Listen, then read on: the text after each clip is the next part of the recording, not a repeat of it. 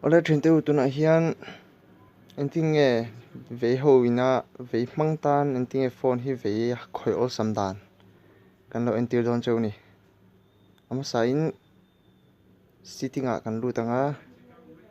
uluk deuhin kati dan hin lo en don ni ama sabratan sittinga kan lu tang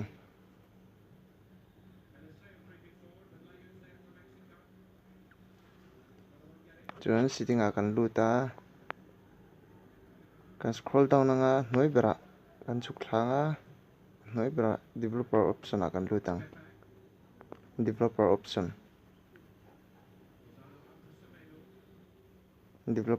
a kan lu ta developer option hi kan on anga logic pon se kan okay ang chuan kan scroll down le anga kan down zel anga force RTL layout tia hian kan hmetang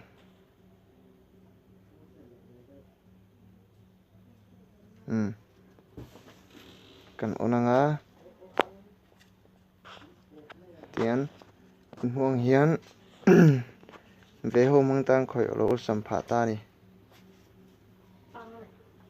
right to left kan ona han enchila gallery ate album po ve ding lama thina nia tin sitting a han lut leila sitting style po hi adang tong ding lama bek to ni we kan han chuan right to left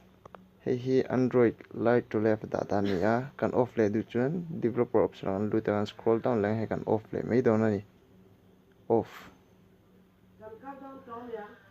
developer option po hi kan off le ngei tur ani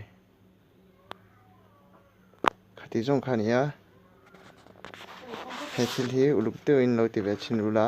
in phone kha right to left in lo da ve ro le